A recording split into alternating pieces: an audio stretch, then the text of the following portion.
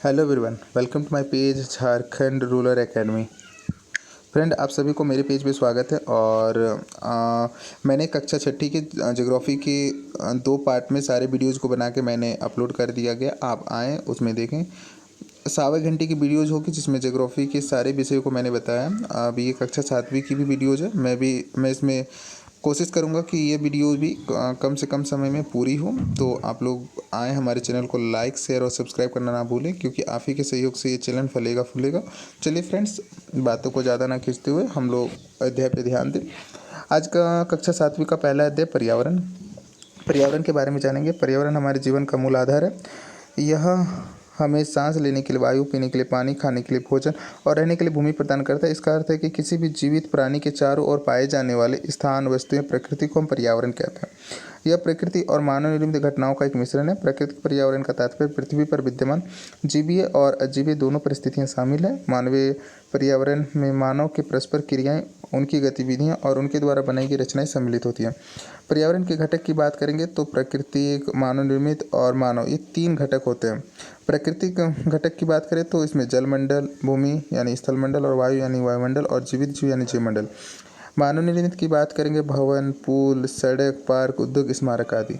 मानव की बात करेंगे व्यक्ति, परिवार, समुदाय, धर्म, शैक्षिक, आर्थिक, राजनीतिक स्थिति।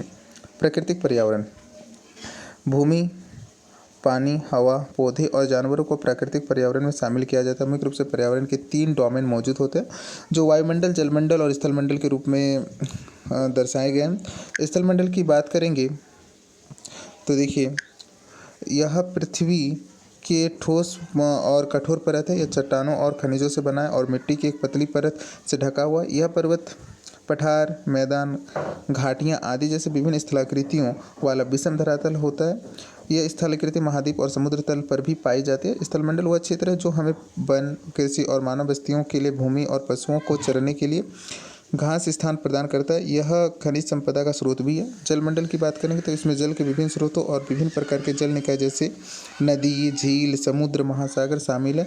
यह सभी जीवित जीवों के लिए आवश्यक है। आगे बात करेंगे वायुमंडल की, तो वायुमंडल में देखें एटमॉस्फेयर, यह वायु की एक पतली परत होती है जो पृथ्वी को घेरती है। पृथ्वी का गुरुत्वाकर्षण बल अपने चारों ओर के वायुमंडल को थामे रखता है। यह हमें सूरज की हानिकारक विकिरणों और चिलचिलाती गर्मी से बचाता है। इसमें कई गैसें, धूल और जल वाष्प शामिल है। वायुमंडल में होने वाले परिवर्तन मौसम और जलवायु में परिवर्तन लाते हैं। यानी जो जलवायु में परिवर्तन आने का मुख्य कारण है, वायुमंडल में अगर परिवर्तन होता है तो मौसम और जलवायु में भी परिवर्तन होता है। जीवमंडल की बात करेंगे, पादप और जीव जंतु मिलाकर जीवमंडल या जीव संसार का निर्माण करते हैं। यह पृथ्वी का एक संकीर्ण क्षेत्र होता है जहाँ स्थल, जल और वायु एक दूसरे के साथ मिलकर जीवन संभव बनाते हैं। यानी जीवन के लिए हम लोगों को जल, स्थल और वायु तीनों की आवश्यकता होती है। तो ऐसी क्षेत्रों में हम लोग किसी जीवमंडल की कल्पना कर सकते हैं। परितंत्र क्या होता है, इकोसिस्टम क्या होता है, तो देखिए ये एक प्रणाली है जो सभी जीवित जीवों के एक दूसरे के साथ और पर्यावरण के भौतिक और रासायनिक कारकों के साथ मिलकर बनती है, जिसमें वे रहते हैं। सभी ऊर्जा और सामग्री के हस्तांतरण से जुड़े हुए हैं। सभी पौधे, जानवर और इंसान अपने आसपास के वातावरण पर निर्भर करते हैं। अक्सर वे एक दूसरे पर निर्भर होते हैं। बड़े वर्षावन, घास के मैदान, रेगिस्तान, पहाड़, झील, नदी, महासागर और यहाँ तक कि एक छोटा तालाब भी का पारिस्थितिक तंत्र भी हो सकता है। मानव पर्यावरण की बात करेंगे। मानव पर्यावरण के साथ बातचीत करता है और अपनी आवश्यकता के अनुसार इसे संशोधित करता है। शुरुआती मनुष्यों ने खुद को अपने प्राकृतिक परिवेश में ढाल दिया। उन्होंने पहियों का आविष्कार करना, फसल उगाना, जानवरों को पालतू बनाना, शिकार करना और भोजन इकट्ठा करना सीखा। समय के साथ व्यापार और वाणिज्य, फले फूले और वस्तु विनिमय प्रणाली का उदय। यह एक ऐसा व्यापार है जिसमें धन के उपयोग के बिना वस्तुओं का आदान प्रदान किया जाता है। औद्योगिक क्रांति, परिवहन और सूचना क्रांति और सूचना ने दुनिया भर में संचार को आसान और तेज बना दिया है। मनुष्य को प्राकृतिक वातावरण और स्वयं के बीच एक सही संतुलन बनाए रखने की आवश्यकता है। मनुष्य को अपने पर्यावरण को सद्भाव से जीना और उसका उपयोग करना सीखना चाहिए। अब हम लोग बात करेंगे अगला अध्याय, हमारी पृथ्वी के अंदर क्या क्या होता है। तो पृथ्वी में मुख्यतः 3 भाग पाए जाते हैं। एक होता है हम लोगों का अंदर वाला भाग जो होता है उसे होता है कोर, उसके बाद होता है मेंटल, उसके आगे होता है क्रस्ट। तो सबसे बाहरी जो लेयर होता है वो क्रस्ट होता है, उसके बाद मेंटल, उसके बाद कोर।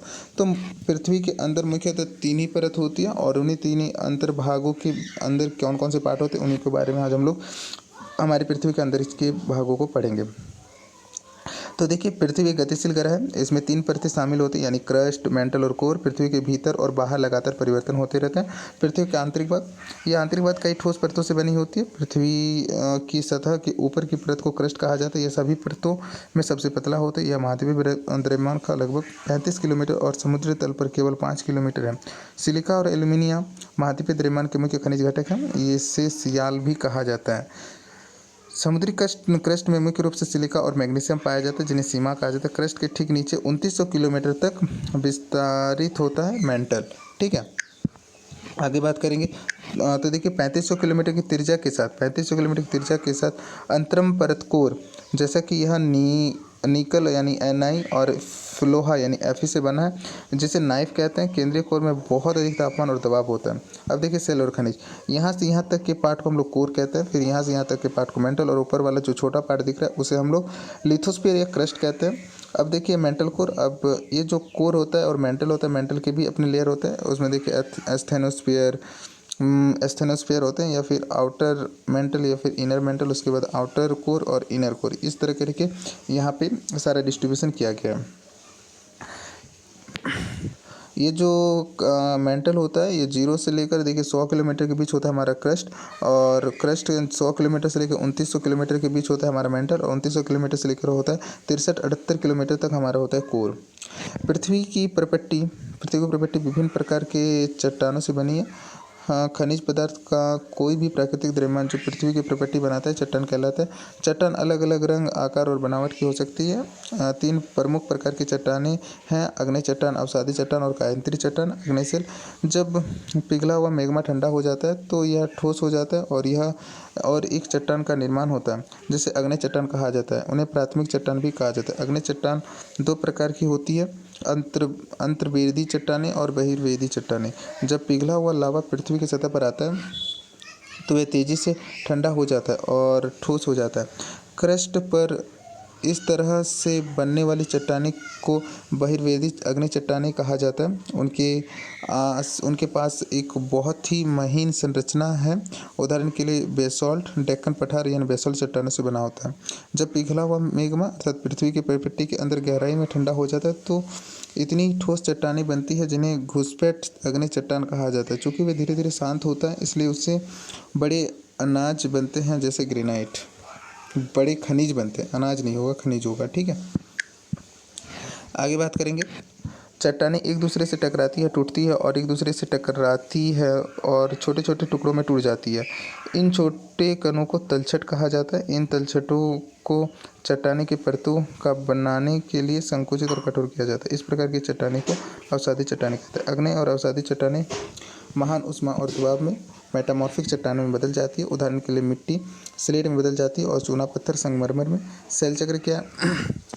एक प्रकार की चट्टान एक चक्रीय तरीके से कुछ शर्तों के तहत दूसरे में बदल जाती है। चट्टाने के एक से दूसरे में बदलने की इस प्रक्रिया को रॉक चक्र के रूप में जाना जाता है। चट्टानें विभिन्न खनिजों से बनी होती हैं। खनिज स्वाभाविक रूप से पाए जाने वाले पदार्थ होते हैं जिसमें कुछ भौतिक गुण और निश्चित रासायनिक संरचना होती है। खनिज मानव जाति के लिए बहुत महत्वपूर्ण है। कुछ का उपयोग ईंधन के रूप में किया जाता है। उदाहरण के लिए कोयला, प्राकृतिक गैस और पेट्रोलियम। इनका उपयोग उद्योगों में भी किया जाता है। लोहा, एल्यूमिनियम, सोना, यूरेनियम आदि चिकित्सा में और उर्वरकों में आदि में किया जाता है। अब देखिए यहाँ पे क्या होता है ना, काफ़ी ज़्यादा high temperature and high pressure के कारण ये जो मैग्मा होती है जब दब जाती है तो कई सारे चट्टानों का निर्माण करती है। यहाँ पे कई सारे चट्टानों के बारे में बताइए। इंक्रीजिंग मेटामॉर्फिज्म, ठीक है ना, कायांतरित चट्टानें। पहले वो सेल थी, सेल से ये बनी, फिर साइटिस, फिर जेनिस, इस प्रकार जैसे चेंजेस हुए तो उसे हम लोग कायांतरित चट्टानें कहते हैं।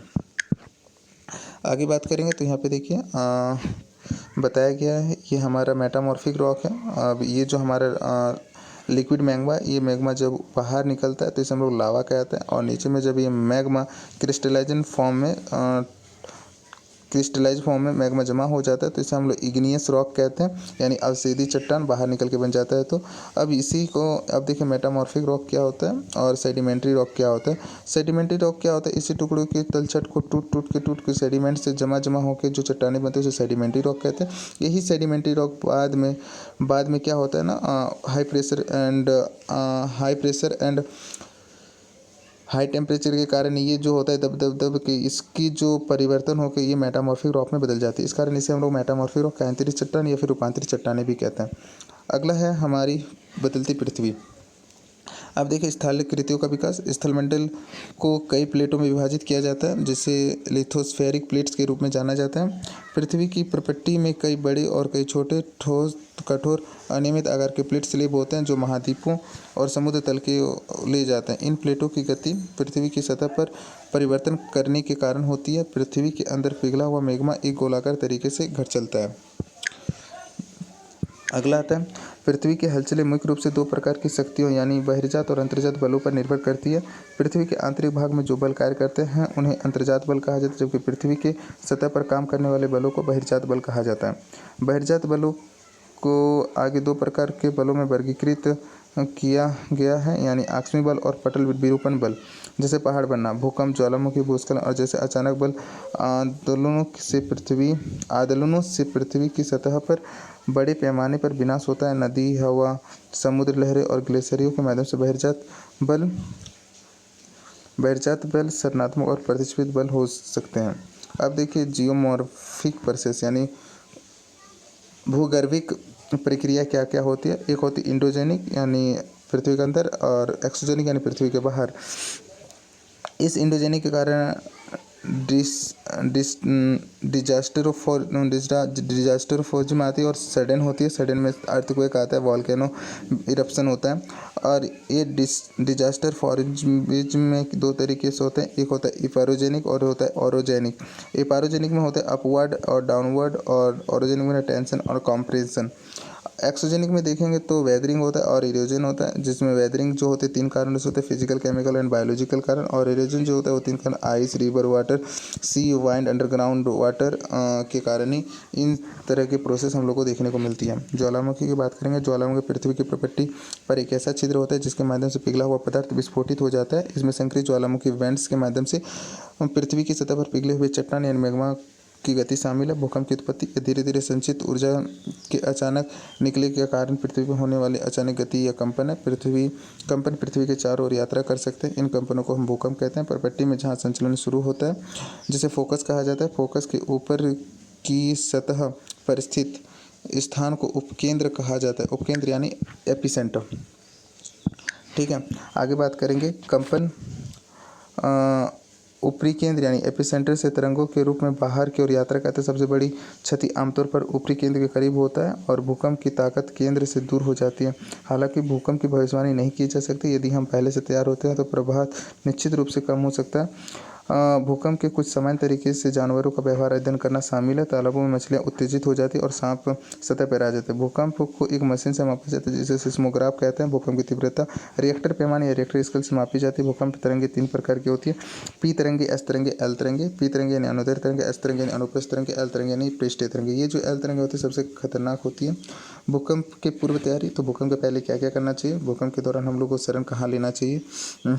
सेफ स्टॉप होता है, एक चिकन काउंटर यानी टेबल या डेस्क के नीचे हम लोग को चले जाना चाहिए, या फिर अंदर के कोने या दीवार के खिलाफ, मतलब उन टेबल के नीचे हम लोग को रहना चाहिए। फायर प्लेट्स यानी चिमनी के आसपास के क्षेत्र यानी खिड़कियों से दूर रहना है जो दर्पण और पिक्चर फ्रेम सहित चकनाचूर होते हैं। तैयार होने अपने दोस्तों और परिवारों और सदस्यों के बीच जागरूकता फैले और आत्मविश्वास से किसी भी आपदा का सामना करें। मुख्य स्थलाकृतियाँ। दृश्य भूमि लगातार 2 प्रक्रियाओं द्वारा विघटित होती है, एक अपक्षय दूसरा अपरदन।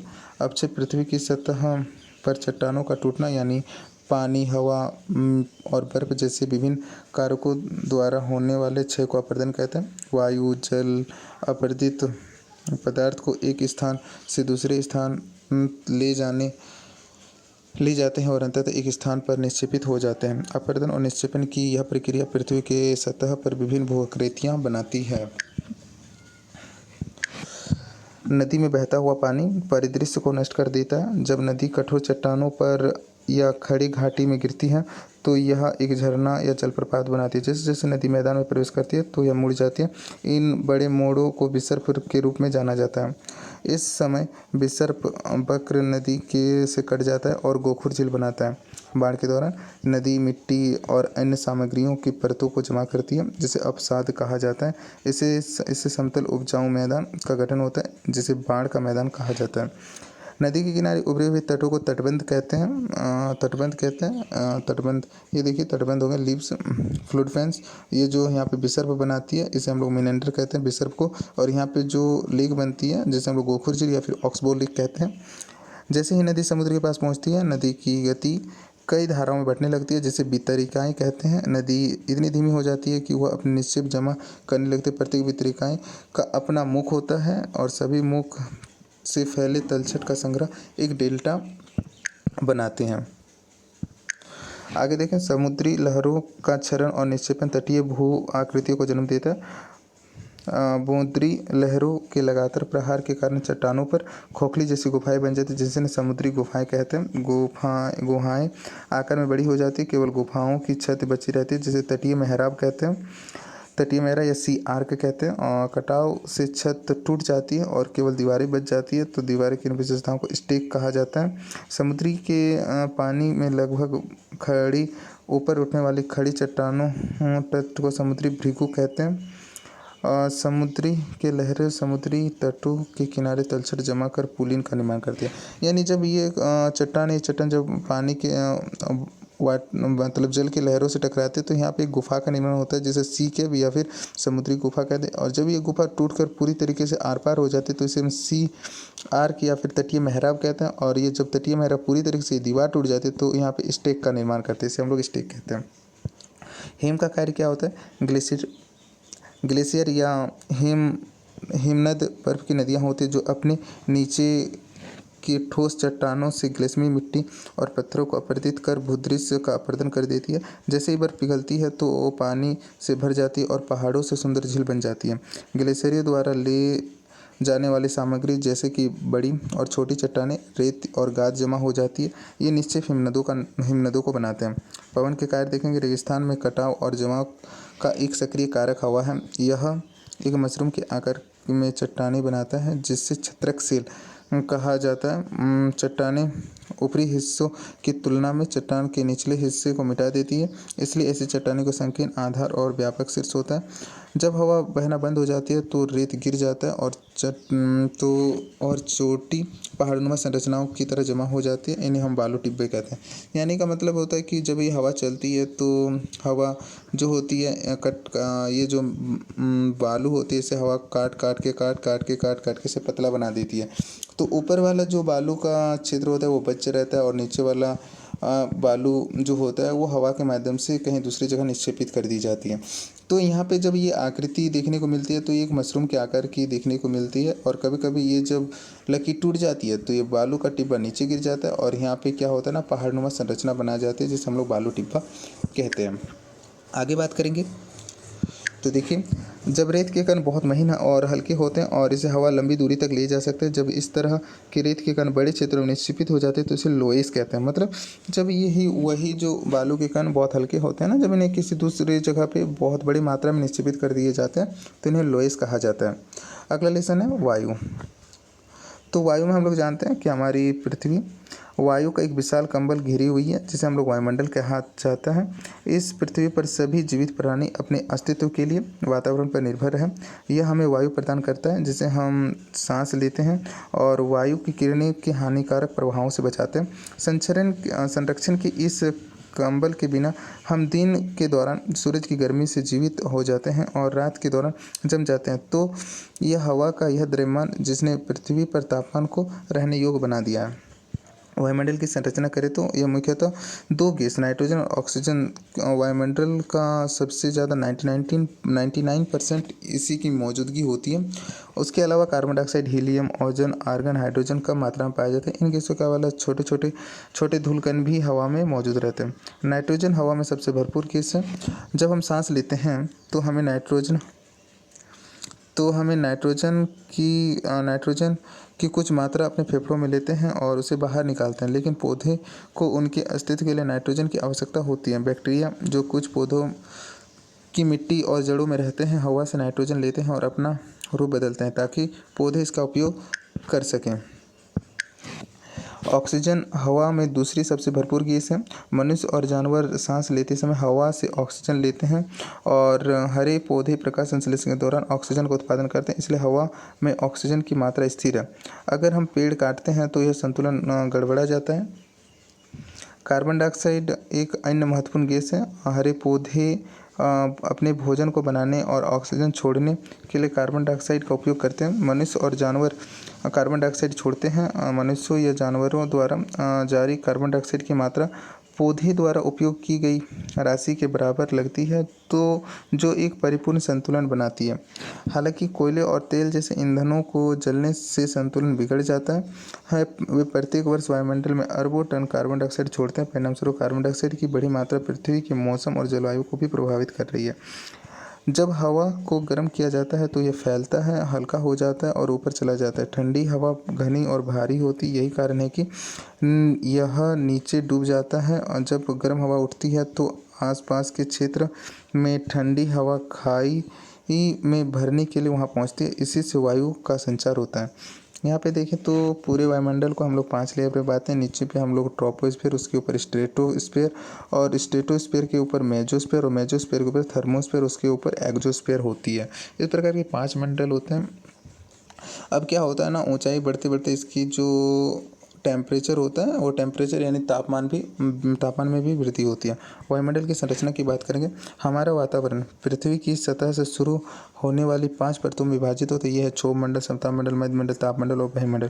क्षोभ मंडल क्या होता है? यह परत वायुमंडल के सबसे महत्वपूर्ण परत है क्योंकि इसकी औसत ऊंचाई 13 किलोमीटर है। 13 किलोमीटर क्यों?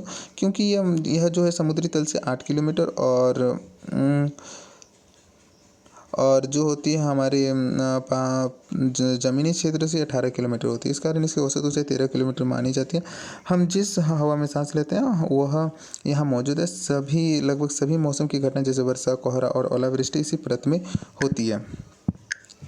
समताप मंडल, यह परत जो होती है 50 किलोमीटर ऊंचाई तक फैली होती है और यह बादलों और संबद्ध मौसम की घटना से लगभग मुक्त होती है। जहाँ हवाई जहाज के लिए परिस्थितियाँ सबसे आदर्श बनती हैं। हमने सिर्फ यह सीखा है कि हमें सूर्य की किरणों के हानिकारक प्रभावों से कैसे बचाता है।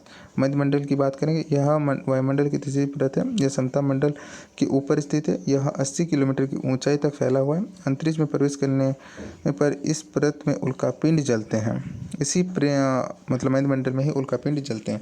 तापमंडल की बात करेंगे। थर्मोस्फीयर में तापमान तेजी से बढ़ने के साथ बढ़ता है। आयनोस्फीयर इसी परत का एक हिस्सा है। इसका विस्तार 80 से 400 किलोमीटर के बीच है। यह परत रेडियो प्रसारण में भी मदद है। वास्तव में पृथ्वी से प्रसारित रेडियो तरंगें इसी परत द्वारा पृथ्वी पर वापस परावर्तित होती है। वायुमंडल सबसे ऊपरी परत को वायुमंडल के रूप में जाना जाता है। इस परत में बहुत पतली हवा होती है। हीलियम और हाइड्रोजन जैसी हल्की गैसें यहाँ से अंतरिक्ष में तैरती है।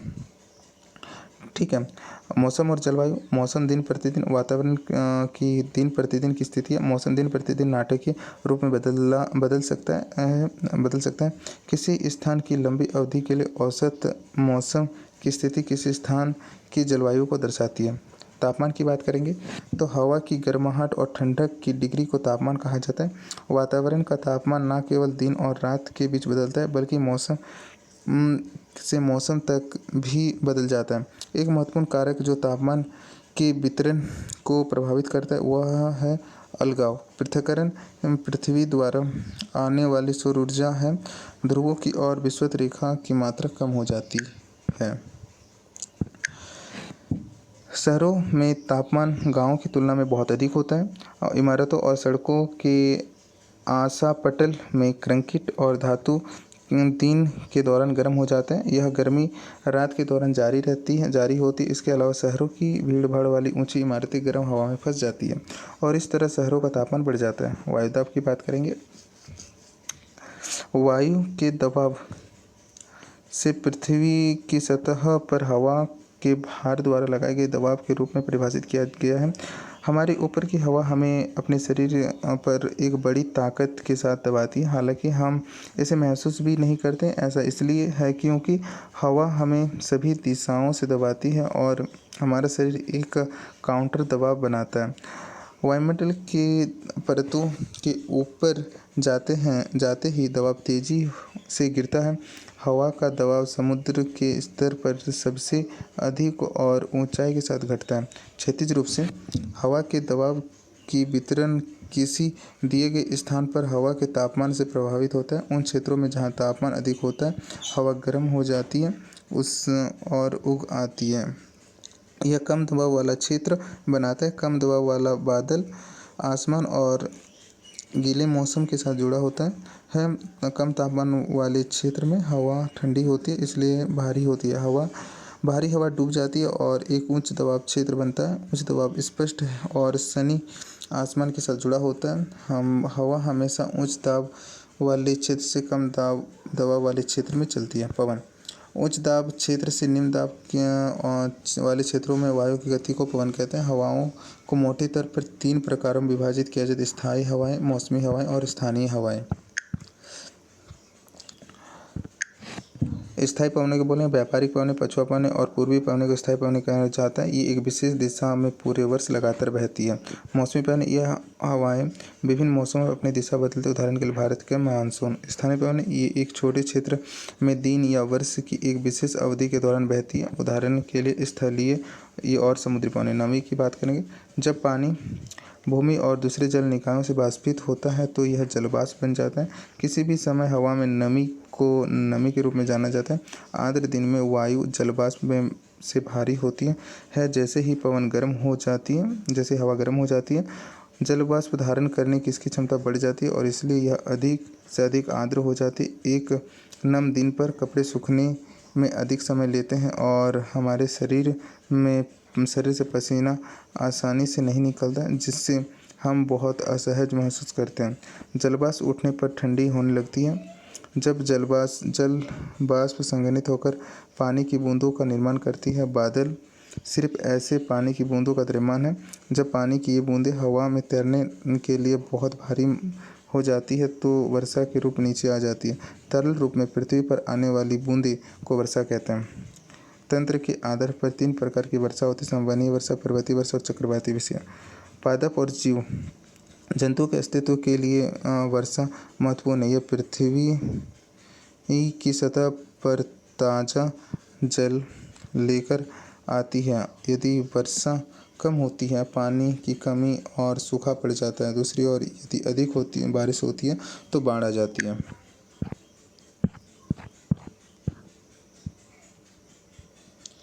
फ्रेंड्स, तो ये पहला पार्ट हुआ। इसके बाद मैं और 2 पार्ट कक्षा 7वीं की ज्योग्राफी को मैं अपलोड करूँगा, तो आप लोग चैनल को लाइक, शेयर और सब्सक्राइब करना ना भूलें। मिलते हैं कल के वीडियोज़ के साथ।